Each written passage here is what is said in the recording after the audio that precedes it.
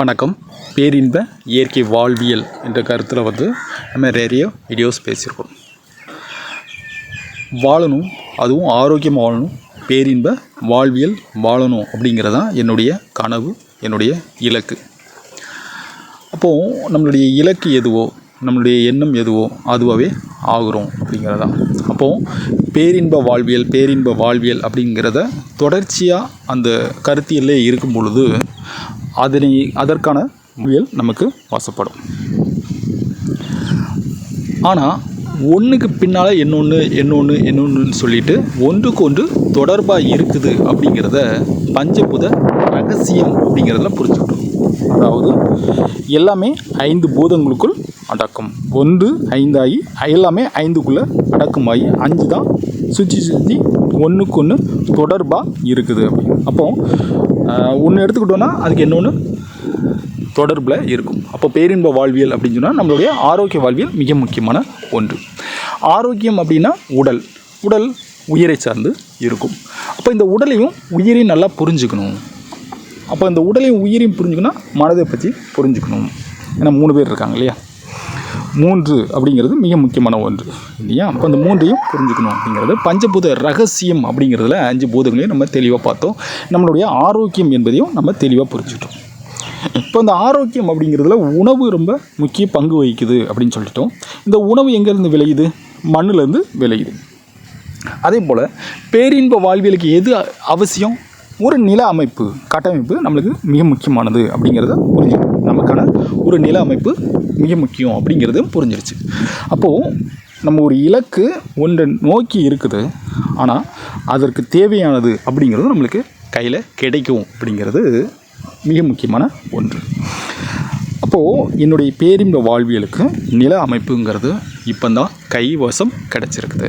அப்போ நிலம் என்பது இப்போ எனக்கு கிடச்சிருக்கு. அப்போ நான் பேரின்ப வாழ்வியல் வாழ்வதற்கான இடம் எனக்கு சரியாக அமைஞ்சிருச்சு. இப்போ இந்த நிலம் அப்படிங்கிறது எப்படி கட்டமைச்சிருக்கணும்? உணவியல் சார்ந்து கட்டமைச்சிருக்கணும். ஓகேங்களா? நிலத்தை உணவியல் சார்ந்து கட்டமைக்கிறது தான் நம்மளுடைய பேரின்ப வாழ்வியலுக்கான அடிப்படை. அதை முதல்ல நம்ம புரிஞ்சுக்கணும். ஓகேங்களா? இப்போது மற்ற ஜீவராசிகள் எல்லாம் பார்த்திங்கன்னா அந்த உணவியல் சார்ந்து தான் இயற்கை வாழ்வியல் வாழ்கிற எல்லாமே உணவியல் சார்ந்து தான் அமைஞ்சிருக்கும். இப்போ இயற்கையாக ஒரு பறவைகள் எங்கேயோ கூடு வைக்குதுன்னு பார்த்திங்கன்னா அதுக்கான உணவு அந்த சுற்று வட்டாரத்தில் அதுக்கு கிடைக்கும்.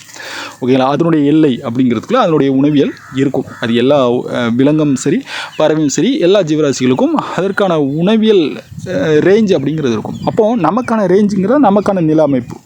இது என்னுடைய நிலம் அப்படின்னா அந்த நிலத்துக்குள்ளே எனக்கான உணவியலை கட்டமைக்கிறதுங்கிறது என்னுடைய பேரின்ப வாழ்வியலில் மிக முக்கியமான ஒன்று.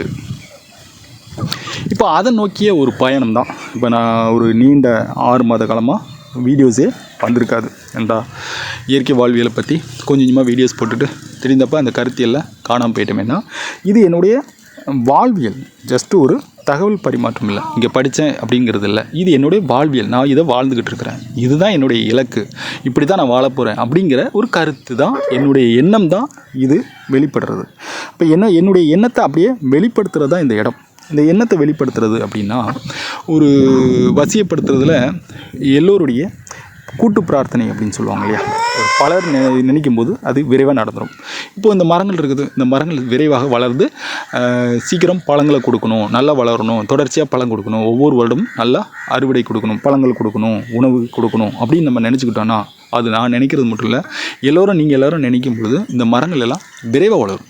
இப்போ வாழைக்கன்று வச்சுருக்கிறேன், தென்னை மரம் வச்சுருக்கிறேன், மாமரம் வச்சுருக்கிறேன். மாமரம் எல்லாம் கன்றுகள், மாக்கன்று, சப்பட்டா கன்று, நாவல் கன்று, சீத்தா கன்று, கொய்யா கன்று அப்படின்னு சொல்லிட்டு பல மரங்கள் ஒன்று ஒன்றா நிலத்தை வாங்கிட்டு ஒன்று ஒன்றா வச்சுருக்கேன். நம்மளுக்கு உணவியலை கட்டமைக்கிறது அந்த வரை. அப்போது இது எல்லாம் நல்லா வளரணும் அப்படின்னு நீங்கள் நினச்சிக்கிட்டிங்கன்னா சூப்பராக வளரும், விரைவாக நம்மளுக்கு வளரும்.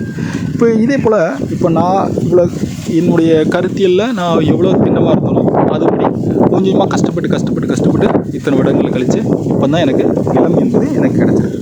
அதே போல் ஒவ்வொருத்தரும் நிலத்தை மையப்படுத்தி வாழணும் அப்படிங்கிறதான் பேரின்ப வாழ்வியலில் என்னுடைய கருத்தியலில் மிக முக்கியமானது. அப்போது நீங்களும் சீக்கிரம் ஒரு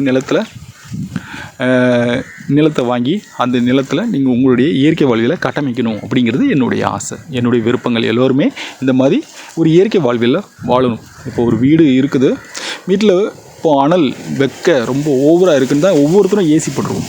அதே இது இப்போ நான் அமர்ந்திருக்கிற இடம்னு பார்த்தீங்கன்னா சுற்றி ஒரு 10-20 பனை மரங்கள் இருக்குது. இந்த பக்கம் அந்த பக்கம் பனை மரங்கள் இருக்குது. எனக்கு நல்ல நிழல் கொடுக்கறதுக்கு ஒரு வேப்ப மரம் இருக்குது. அப்போ வேப்ப மரத்து நிழலில் உட்காந்து நான் இந்த ஆடியோ ரெக்கார்ட் பண்ணிக்கிட்டு இருக்கிறேன். இந்த வீடியோஸில் ஆடியோ ரெக்கார்ட் பண்ணிக்கிட்டு இருக்கிறேன். அப்போது இந்த நிழலுக்கும் வீட்டில் நம்மளுக்கு நிழல் தான் இருக்குது, ஆனால் அதுக்கும் ரொம்ப வித்தியாசம் இருக்குது. வீட்டில் 4 பக்கம் சுவர் எடுத்து அது காத்தோட்டம் இருக்காது.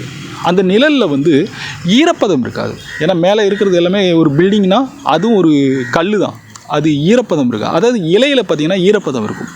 அப்போது அந்த வெக்கையை அந்த ஈரப்பதம் கொஞ்சம் கொஞ்சமாக சாப்பிட்டு நம்மளுக்கு வந்து காற்றோடு கொஞ்சம் ஈரம் கலந்து வருது. அப்போது வெக்கை இல்லாமல் கொஞ்சம் நல்லா இருக்கும். இதே என்ன ஒரு நல்ல 2 வேப்ப மரம் இன்னும் 2 நல்லா இருந்துச்சுன்னா இந்த இடம் இன்னும் கொஞ்சம் குளிர்ச்சியாக நல்லாயிருக்கும். ஓகேங்களா? அப்போது இந்த மரங்கள் வந்து வளர்க்கிறது, இது வேப்ப மரமாக தான் இருக்கணும்னு இல்லை, அது ஒரு சப்போட்டா மரமாக இருக்கலாம், ஒரு புளிய மரம் இருக்கலாம். இப்படி பல மரங்கள் நமக்கு தேவையான மரங்களை வந்து வச்சுக்கலாம். சப்போட்டா மரம், மாமரம், கொய்யா மரம், இப்படி மரங்கள் வைக்கும்போது அந்த இடத்துல வந்து குளிர்ச்சியான காற்று கீழே வரும். ஓகேங்களா? இது வந்து நமக்கு இந்த இயற்கை வாழ்வில் நான் அமர்ந்து வாழ்வது போல் நீங்கள் எல்லோரும் வாழணும் அப்படிங்கிறதான். இது அந்த கட்டமைப்பில் வாழணுங்கிற ஒரு ஆசையில் நம்ம இதெல்லாம் செஞ்சுக்கிட்டு இருக்கிறேன். அது மட்டும் இல்லாமல் இந்த இயற்கை வாழ்வியல் கட்டமைப்பில் இந்த நிலத்தை கட்டமைக்கிறதுங்கிறது ஒரு மிகப்பெரிய டாஸ்க். உள்ளே இறங்கும் போது தான் தெரியுது. கிட்டத்தட்ட பல மாதங்கள் ஆகிடுச்சு. ஓகேங்களா? உள்ளே இறங்கி வர்றதுக்கு நீங்கள் வீடியோஸே பார்த்தீங்கன்னா கடந்த 6 மாதமாக நான் வீடியோஸே போடலை.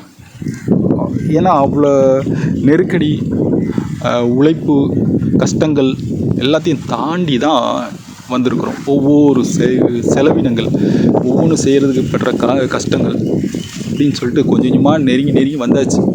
நெருங்கி வந்து ஓரளவுக்கு ரிலாக்ஸாக இருந்தாலும் இன்னும் அடுத்த கட்ட ரிலாக்ஸுங்கிறது வரணும். அடுத்த கட்ட ரிலாக்ஸ் வரும்போது இன்னும் இந்த இடத்துல ஒரு டிஸ்கஷன், ஒரு இயற்கை வாழ்வியலை பற்றி டிஸ்கஷன் வந்து பார்க்குறதுங்கிறது ஏற்கனவே இந்த இயற்கை வாழ்வியலில் உணவியல் சார்ந்த வாழ்வியல், அதாவது நமக்கான உணவை நாமே உற்பத்தி செய்வதுன்னு சொல்லிட்டு இயற்கை வாழ்வியல்னு சொல்லிட்டு நிறைய பேர் வந்து இந்த கட்டமைப்பு வந்திருக்கிறாங்க. அவங்களெலாம் நம்ம வீடியோஸில் பார்த்துக்கிட்டு தான் இருக்கிறோம். நிறைய பேர் அங்கங்கே மீட் பண்ணி பார்க்குறாங்க. எல்லாம் பார்த்து நிறைய பேர் மாறிட்டாங்க. இன்னும் நிறைய பேர் மாறணுங்கிறது தான் என்னுடைய ஆசை. நிறைய பேர் மாறி வரும்பொழுது இந்த இயற்கை வாழ்வியல் நம்ம பேரின்ப வாழ்வியல்ங்கிறது சாத்தியப்படும். ஓகேங்களா? சாத்தியப்படும். இப்போது இது அடுத்த கட்டமாக இதில் என்ன அப்டேட் இருக்க போகுது? இப்போது மலர்கள் இருக்கணும், மலர்களுக்கு தேனீ இருக்கணும். ஓகேங்களா? மலர்னாலே தேனீ இருக்கணும். அப்போ தேன் பெட்டி வைக்கணுன்னா கொஞ்சம் நிழல் வேணும். தேன் பெட்டி வைக்கிறதுக்கு அதுக்கு சரியான நிழல் வேண்டும்.